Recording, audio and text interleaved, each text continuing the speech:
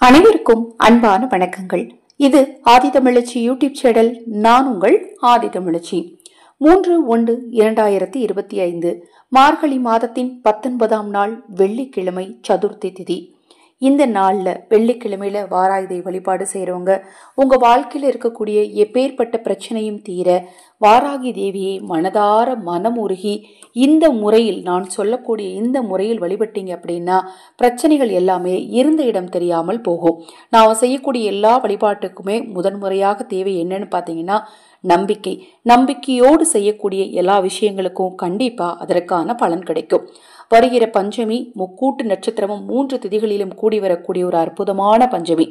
இந்த பஞ்சமியில நமது சேனல் சார்பாக வாராகி தேவிக்கு சிறப்பு யாக வேள்வி நடத்த திட்டமிட்டு இருக்கிறோம்.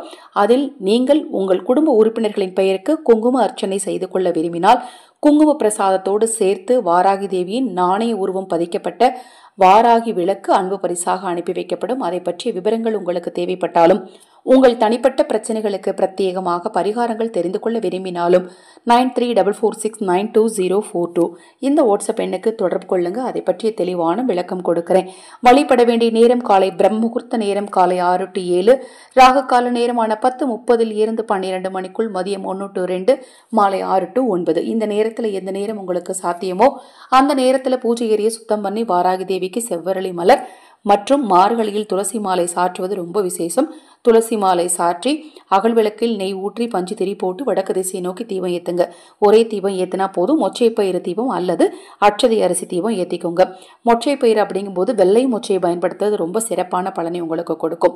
அட்சதை அரிசி என்பது என்னன்னு பாத்தீங்கன்னா, பச்சரிசி எடுத்து சிறிதளவு அதில் நெய் ஊற்றி கொஞ்சமா பச்சை கருப்பரம், கொஞ்சம் சுக்கு, கொஞ்சம் ஏலக்காய் போட்டு மஞ்சள் தூள் போட்டு நல்லா மிக்ஸ் பண்ணி அட்சதை அரிசி தயார் பண்ணி வச்சிங்க அப்படின்னா பணவசியம் உங்களுக்கு கண்டிப்பா ஏற்படும். அந்த அட்சதை அரிசி மேல அகல் விளக்கு வைத்து நெய் ஊற்றி பஞ்சு திரி போட்டு வடக்கு திசையை நோக்கி தீபத்தை ஏற்றிக்கோங்க. வாராகி தேவிக்கு பிரசாதமாக பழங்களையும் பானகத்தையும் தவறாம வைங்க. மற்றபடி நீங்க எப்போ வைக்கக்கூடிய சுண்டல், சர்க்கரை பொங்கல், இதை மாதிரி நெய்வேத்தியங்கள் உங்களால எதை ப்ரிப்பேர் பண்ண முடியுமோ தாராளமா வைக்கலாம், தவறு கிடையாது. கண்டிப்பா பழங்கள், பானகம், வேர்க்கடலை, மாதுளை, அது மாதிரி பார்த்தீங்கன்னா இந்த பனங்கிழங்கு, பனங்கருப்பட்டி, தேன், இதே மாதிரி இயற்கையாக கிடைக்கக்கூடிய பொருட்களை கண்டிப்பாக வைக்கணும். அதாவது அடுப்பில் வைத்து வேக வைக்காத பொருட்களை கண்டிப்பாக வைக்கிறது ரொம்ப ரொம்ப நல்லது. அது மாதிரி எருமை தயிர், அதுவும் ரொம்ப ரொம்ப நல்லது. உளுந்தினால் செய்யப்பட்ட பொருட்கள் இவ்வளவுமாக வைக்க முடியும். நான் சொல்றதுல எது உங்களுக்கு சாத்தியமோ, வாராகி தேவிக்கு பிடிச்ச எல்லா பிரசாதங்களையும் நான் உங்களுக்கு சொல்லியிருக்கேன். இதில் எது உங்களுக்கு சாத்தியமோ அதை வைத்து வாராகி தேவிக்குரிய இந்த ஒரு வரி மந்திரத்தை சொல்லுங்க. ஓம் நமோ வாராகி தேவியே நமக. போதும். இந்த ஒரு வரி மந்திரத்தையே 48 முறை சொல்லுங்க. நாளைய தினம் நீங்க நினைத்தது நடக்க சொல்ல வேண்டிய மந்திரம் பற்றி அடுத்த பதிவில் நான் பதிவு செய்கிறேன். இந்த நாளில் நீங்க செய்ய வேண்டிய தாந்திரிக பரிகாரம் என்ன அப்படின்னு பார்த்தீங்கன்னா, ஒரு எலுமிச்சம்பழத்தை எடுத்து 2ஆக அறுத்துக்கோங்க.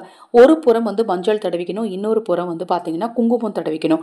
குங்குமம் தடவிருக்கீங்க இல்லையா, அந்த எலுமிச்சையில அந்த அரை எலுமிச்சையில 7 மிளகுகளை உள்ள நீங்க வைக்கணும். அது வெளியில தெரியுற மாதிரி வைக்கலாம், உள்ள நல்லா நீங்க அழுத்தி வைக்கிறதா இருந்தாலும் வச்சுக்கலாம்.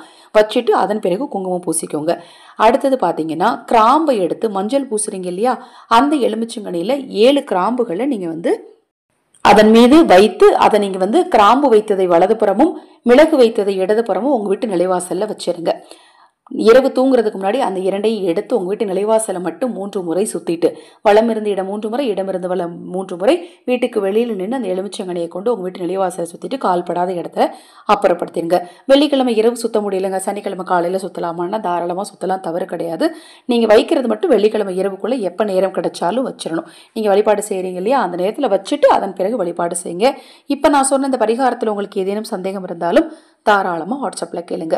வாராகி தேவியின் அருள் உங்களுக்கும் உங்கள் குடும்பத்தாருக்கும் கிடைக்கும். நல்லதே நடக்கும்.